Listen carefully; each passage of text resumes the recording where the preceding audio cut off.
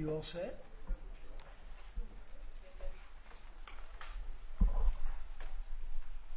How are you? Thank you very much for being with us. It's a good time for this country. We have the hottest country anywhere in the world. I think you're hearing it from a lot of people, not just from me. We're doing very well in so many ways. And the gentleman on my right, we recruited him. We tried to get the best person. We got a man that you'll hear in a second who's done an amazing job with respect to Social Security. He's running it, and he's running it like nobody ever even dreamt possible. And it's the 90th anniversary right now of Social Security. So today we celebrate that 90th anniversary of one of the most significant pieces of legislation ever signed into law, the Social Security Act of 1935, and we're going to make it stronger, bigger and better. Really doing a job. In the campaign, I made a sacred pledge to our seniors that I would always protect Social Security, and under this administration, we're keeping that promise and strengthening Social Security for generations to come. You keep hearing stories that in 6 years, 7 years, Social Security will be gone, and it will be if the Democrats ever get involved, because they don't know what they're doing. But it's going to be around a long time with us. Very much, you'll be surprised to hear some of the numbers. I'm delighted to be joined by the Commissioner of the Social Security Administration, Frank Bisignano, who in the world of business, in fact, I wrote some of the little things down that he's had an amazing, he was Chief Operating Officer of J.P. Morgan Chase. He worked for Jamie Dimon, and Jamie Dimon said that he was amazing. So think of that, Chief Operating Officer, J.P. Morgan Chase, had a storied career. Then he went to First Data. For those in the business, you'd know it's the largest payment company anywhere in the world. And worked for Henry Kravis, and it was in big trouble. He took it over as CEO. He made it incredible. They merged with Fiserv, and he became CEO of that, and that became extremely successful. I was in Milwaukee. I guess they have the Milwaukee Arena, and where we had some good success and some good speeches. But he's a really legendary guy, and he wanted to do this. I mean, he just wanted to straighten out Social Security because he loves our country. And what he's done in a few months is amazing. Almost 60 million American seniors rely on Social Security for peace of mind and a life of dignity in retirement. These Americans paid into the system, and they deserve leaders in Washington who are going to protect the benefits they've had and protect Social Security. Under Biden, Social Security went down like nobody's ever seen it, deteriorated. There's never been anything like it. The 4 years of Biden were very, very destructive. It couldn't have gone on much longer. Social Security was going to be destroyed. It was being destroyed. The average call wait time reached an all-time high of more than 42 minutes. Field office wait times were at 32 minutes, which is unheard of, and the disability claims backlog was the longest ever in recorded history. In other words, it was run just like the country was run. It was run really badly. But I'm pleased to report that under our leadership, and Frank in particular, the changes he's made and what he's done is sort of a miracle. Sort of like what happened with the country as a whole. Field office wait times are now down 30% since last year, and it looks like it's going to a total record number. And the record was set in a long time ago when the world was a lot different place, so we're gonna beat that record. Call wait times are down 73% while serving twice as many customers per day. The disability claims backlog is down 26%, and seniors now have 24/7 online access to their accounts, which they never had before, whereas under Biden, the website was down 29 hours a week. For maintenance purposes. It was essentially not open very much. They were always maintaining it, but they didn't know what the hell they were doing. They had a person running that had no idea what they were doing. Among my very first acts was to order all government employees to return to the office or be removed from the job, which means our Social Security offices are now open for full business hours 5 days a week. So unlike being shut down all the time, we're open at record levels also. We're making it really great for the people that want and demand Social Security, and they paid into the system. They deserve it. Last month, I signed one big, beautiful bill and allowed no tax on Social Security for our great seniors, okay? So how's that? Not bad, right? No tax on Social Security for our seniors. And to protect our benefits, we've already kicked nearly 275,000 illegal aliens off of the Social Security system. These are people, many of them have already left the country, and yet we were sending them checks all the time. And 275,000, and that number is now even larger than that, Frank. It's an unbelievable job. And what that's doing is making the system strong. It's making it strong. Biden never kicked anybody off. Everybody joined. And we're carrying out historic deportations to remove many more illegals committing Social Security fraud. It's the Social Security fraud that was taking place at levels that nobody's ever seen. We cleared 12.4 million names listed in the Social Security database over 120 years of age. Think of that. So we had 12.4 million names where they were over 120 years old. Is that right? That's a hell of a statement. I have a feeling, Dan, that's not really really didn't happen, did it? So you have 12.4 million names listed in the Social Security database that were over 120 years of age, meaning you were breaking records, because I've never heard of anybody at 125. There were nearly 135,000 people listed who were over 160 years old, and in some cases getting payments. So somebody's getting those payments, and we're after that. We're also fighting the menace of inflation to make life more affordable for American seniors, and we've ended Biden's inflation nightmare. So we had the worst inflation in the history of our country, and now our inflation is down to a perfect number, a beautiful number, hardly any at all. And yet our country is taking in tens of billions of dollars and trillions of dollars, actually trillions of dollars in tariffs. You know all about it. It's been amazing. They say, why are we taking in so much money? Last week they found $29 billion and they couldn't figure out where it came from. I said, check the tariff shelf. And they said, how did you know that's where it came from? We're taking in billions and even trillions of dollars in tariffs, paid by other countries who, frankly, were taking advantage of us for many, many years. And they were doing that to us, but our people didn't know it. We didn't have smart business people.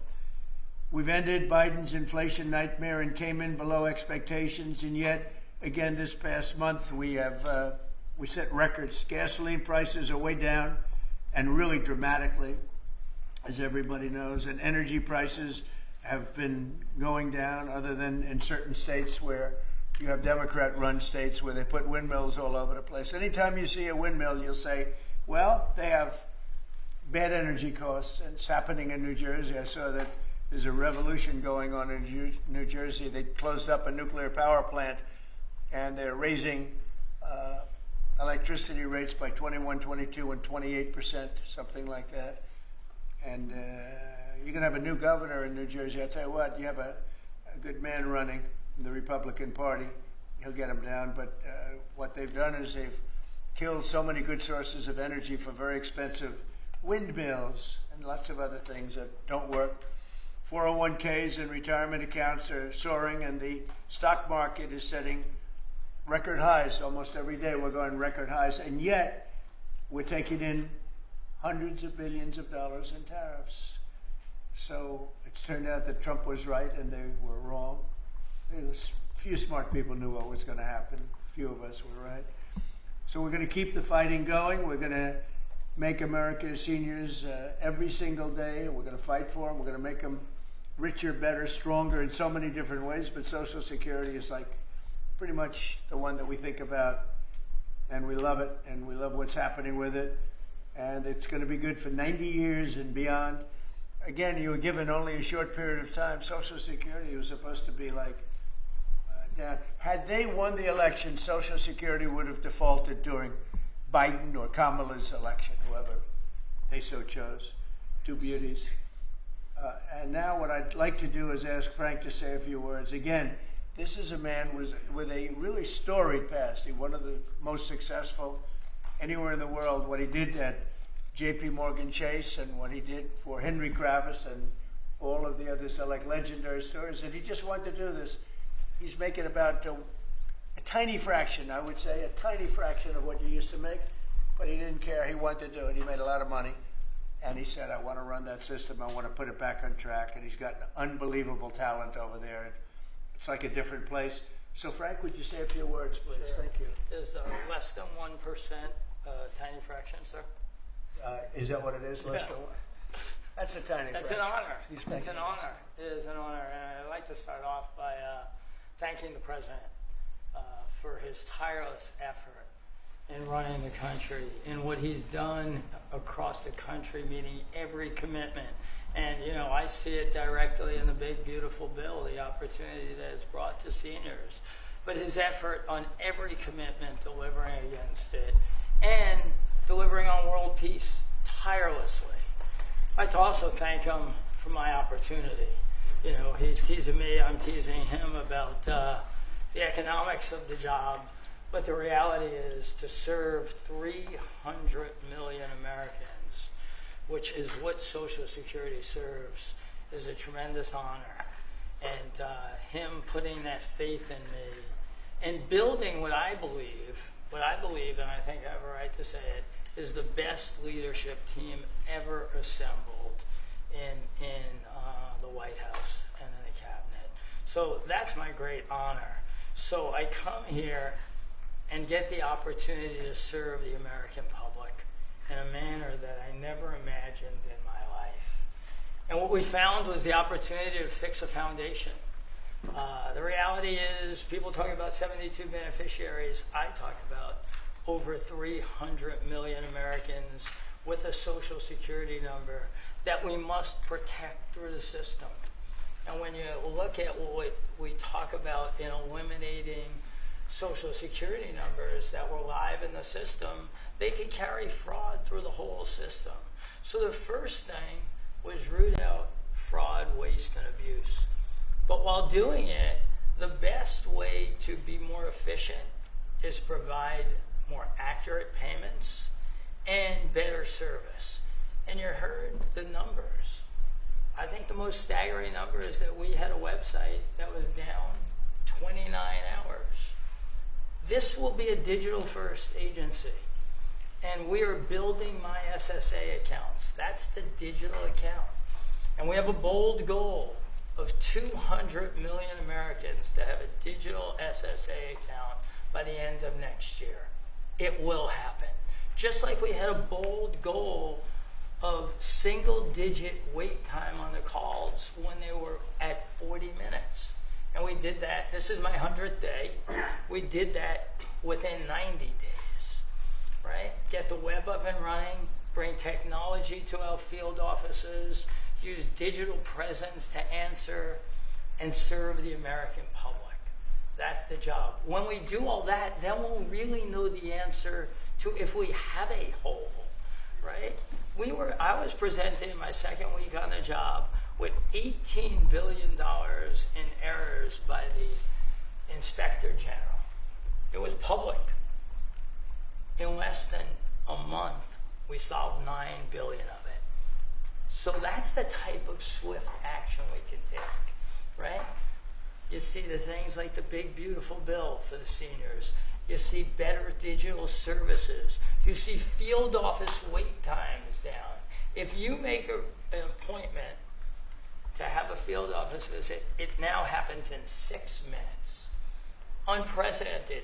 We are serving more people and delivering more than was ever delivered before in a manner with the highest possible quality, and we've just begun. You should expect this to be a great digital-first agency. My commitment to make this happen is as deep as the President's commitment to make the world a great place. And you see the fabulous job happening here across America and what he's doing in the world. You should expect Social Security, just like the President I thank him for making America great again. It's happening. Social Security will be great again. You have my commitment. Thank you, Mr. President. Thank you very much. I'm going to sign the new proclamation, please. Sir, this is a proclamation both commemorating the 90th anniversary of the Social Security Act, the signing of the Social Security Act, and also the incredible accomplishments of your administration, fixing and promoting and safeguarding Social Security.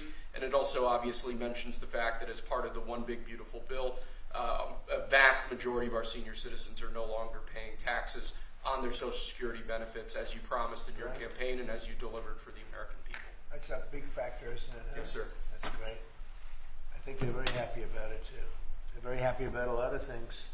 Good job, Frank. Thank you, sir. And Frank has brought with him some of the most talented people in business, and they were making a lot of money, but they made a lot of money. They had money they didn't have to make anymore, and they just want to do this. They want to have our country become strong and good, and that's what's happening. And we're doing that in a lot of locations, a lot of areas. You deal with some of the people that are commissioners, that are secretaries of state, secretaries of treasury and of commerce, people that were really, really successful people.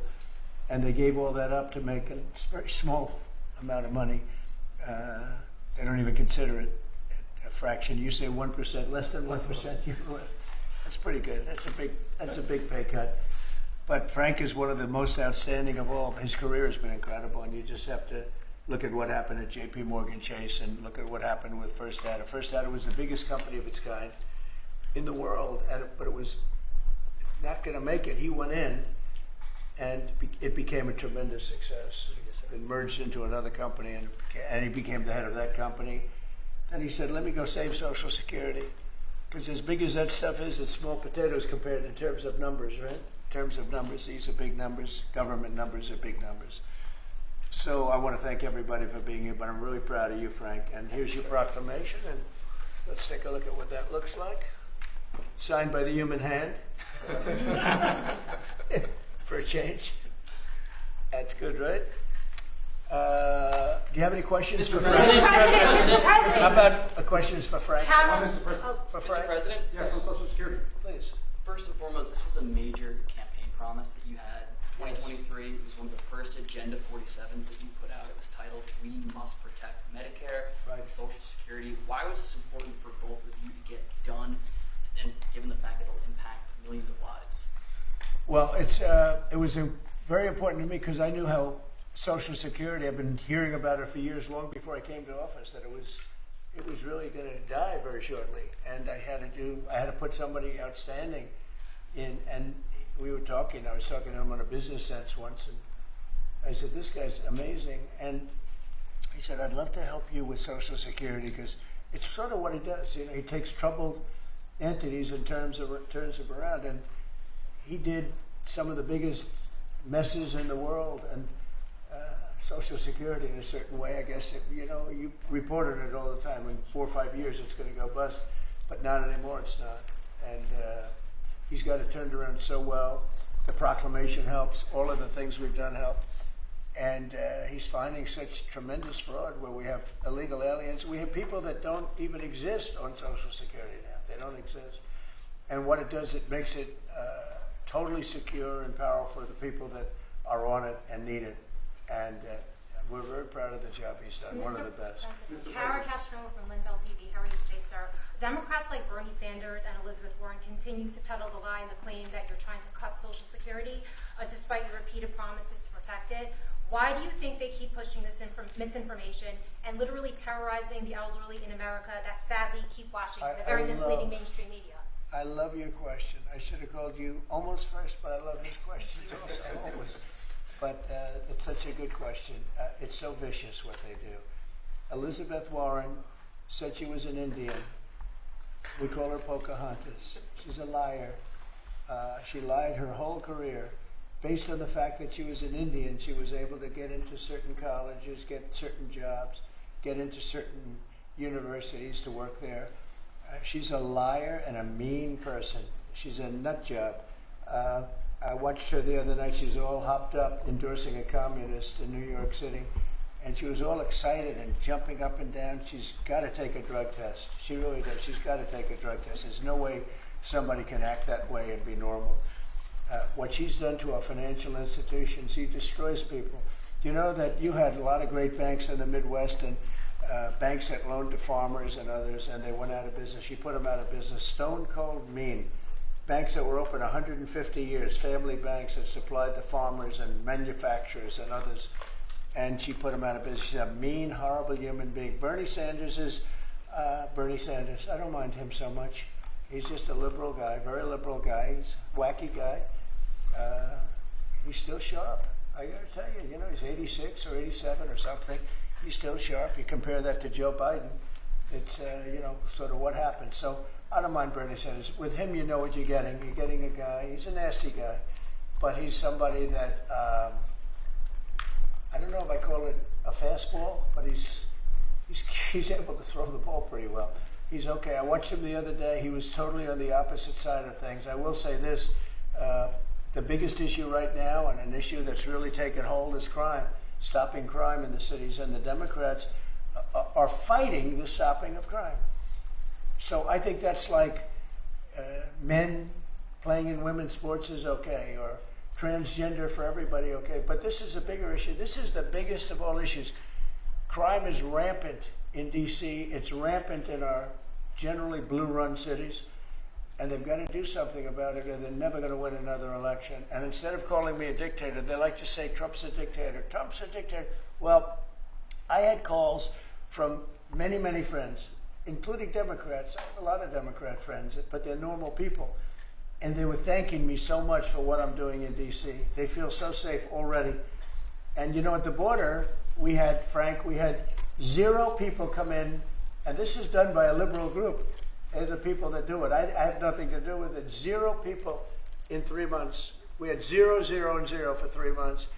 And last year we had millions of people pouring in from all countries, from jails, from drug addicts, gang members, drug dealers by the thousands and thousands. 11,888 murderers, half of whom committed more than one murder. They flowed into our country. And for the last 3 months, we had none. And I didn't remember when Joe Biden used to always go, I need legislation. I had no legislation. I just said, we're closing the borders. And the whole world understood it because they respect your country again. They really respect this country again. They didn't respect it. When he said it, it didn't mean anything. But now they know it meant a lot. And Mexico does what we tell them to do. And Canada does what we tell them to do, because we have the 2 borders. We have the northern border, southern border. And they were both horrible. But now it's some people say it's a miracle. Well, what Frank has done with Social Security also is something very special. But what we're doing with crime, which will be your next question, I guess, that's because everyone's they're afraid. Half of the people here, maybe all of the people here, most of you live in D.C., you are petrified to go out. And you're liberal. And if you're liberal, you're going to have to change. You're Democrats. You're going to have to change your ways. So we will have crime under control very shortly in D.C., but they're record numbers. And sadly, what I guess the mayor did, but whoever it was, they asked the numbers to be fudged so that it would show less crime than the fact. The fact is, it's worse than it's ever been, and we will have it just like we did at the border, where with borders are totally in great shape right now, the best ever, record-setting shape. We'll have the crime situation solved in D.C. very soon. And we're also going to beautify the city. We have a beautiful city, but you can't have graffiti, and you can't have roads with potholes, and you can't have the medians, the dividers in the roads falling down on the street. We're going to be beautifying the city, making it really beautiful. We're going to be getting the criminals the hell out of here. We don't want the criminals in Washington, D.C. Mr. President, one on your Putin meeting and then one on D.C. crime. Are you prepared to offer Vladimir Putin access to rare minerals to incentivize him to end the war? We're going to see what happens with our meeting. We have a big meeting. It's going to be, I think, very important for Russia, and it's going to be very important for us, and important for us only that we're going to save a lot of lives. Look, we have, we're not paying any money, as you know, to Ukraine. We're supplying equipment. We're being paid 100% plus for that equipment. by NATO. And I got NATO up from 2% to 5% of GDP. They now have billions of dollars.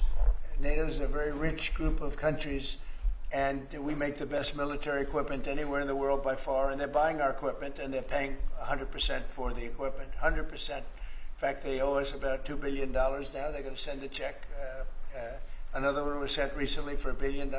So we're not spending any money anymore. Biden gave them $350 billion, got nothing for it. And if you look, and by the way, we also signed a rare earth deal where we get, years of rare earth to get our money back, the money we spent. But what I'm really doing this for is to save thousands of soldiers a week. You have Russian soldiers, you have Ukrainian soldiers, and then you'll have missiles dropped into various cities and towns in Ukraine.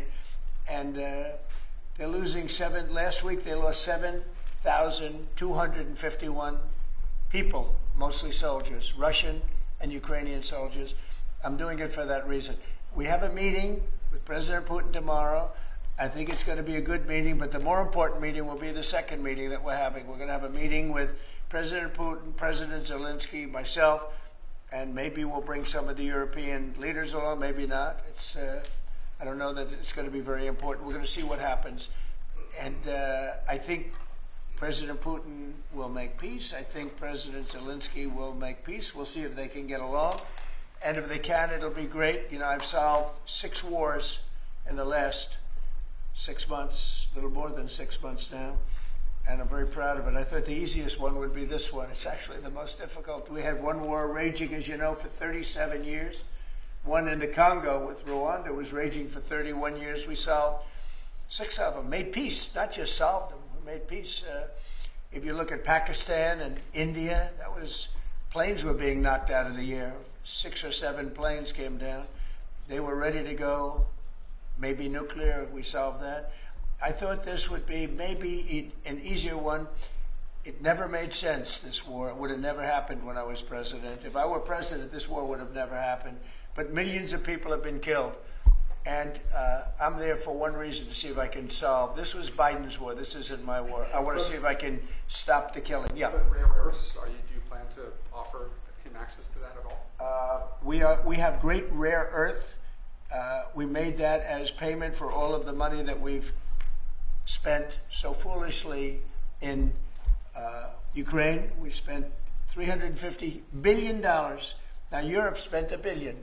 That's a lot of money. They spent $100 billion. That's a lot of money.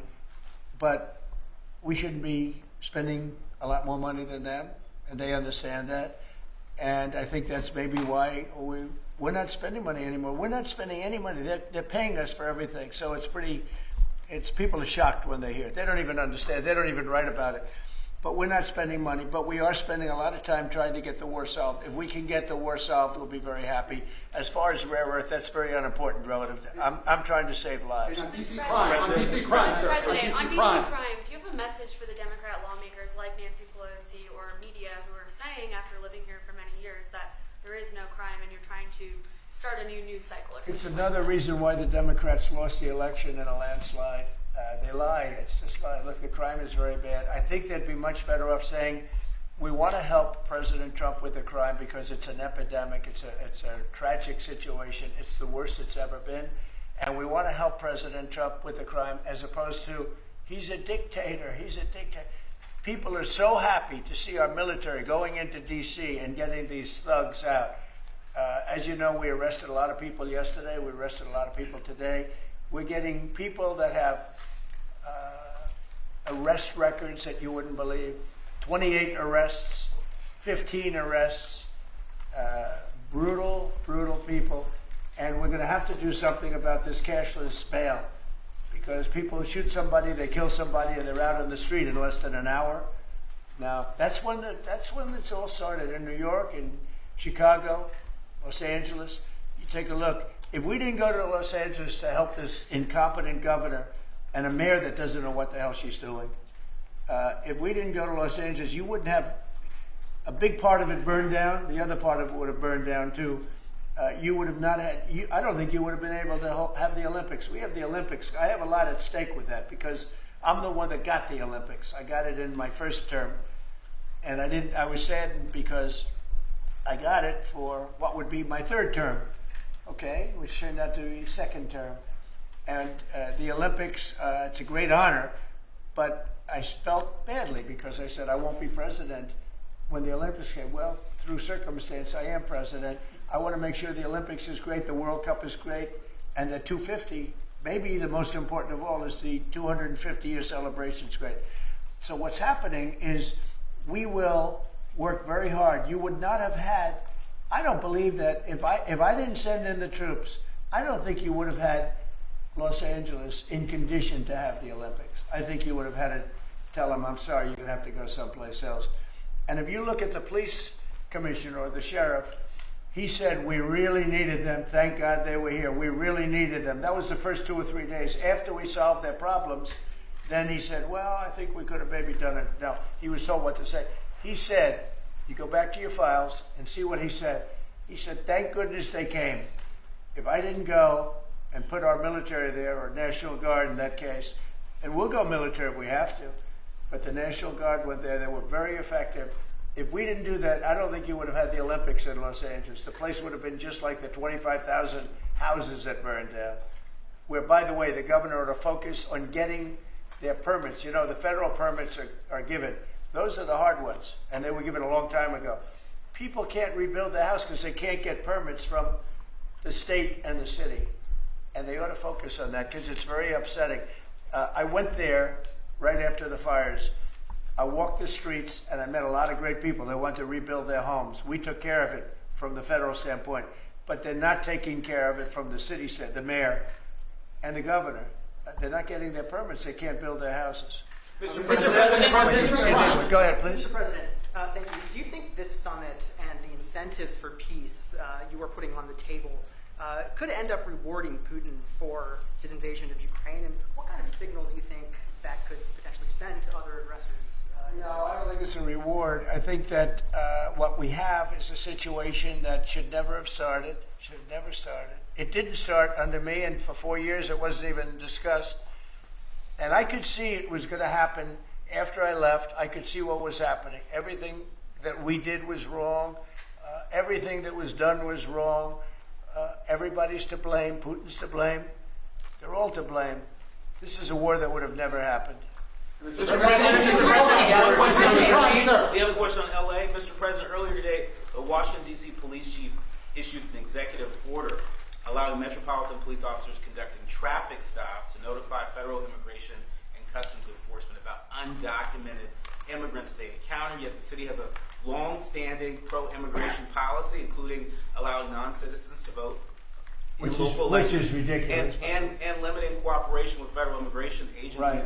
Did your administration pressure the D.C. police chief to review and repeal these policies? And will you require other cities to roll back similar policies to avoid possible federal takeover of local law enforcement? So what you're saying is that it was a very positive thing. When they stop people, they find they're illegal, they report them, they give them to us, etc. That's a very positive thing.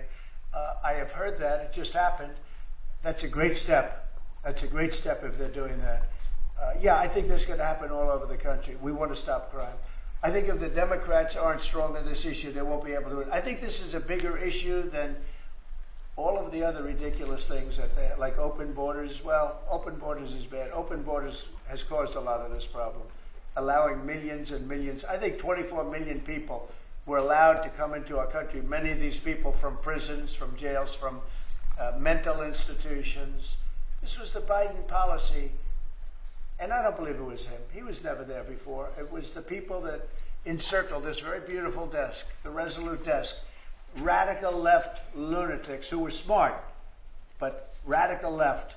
And I'm very happy to hear what you just said, because I've heard that. And Mr. President, on LA, if I may, the mother of a 15-year-old California boy was briefly detained at gunpoint in a case of mistaken identity. The LAUSD superintendent says that surveillance video shows armed agents wearing police and border patrol insignia.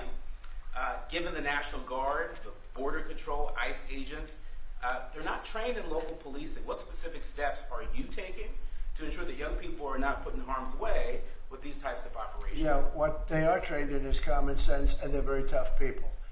and they have great common sense, and they are highly trained. I heard the mayor of L.A. was saying, "Oh, they're not trained this way." I heard this character from where was he from? They talk about him as a candidate. He's got no chance. The governor of Maryland. I watched him this morning saying that the governor of Maryland. Yeah, they say maybe he'll be a president. He's not presidential timber at all.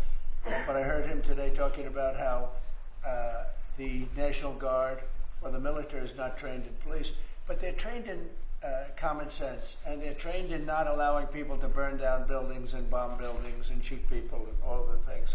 They've done a great job. Again, if we didn't send them, and very importantly, if we didn't send them into Los Angeles, the rest of Los Angeles would have been burned down to the ground.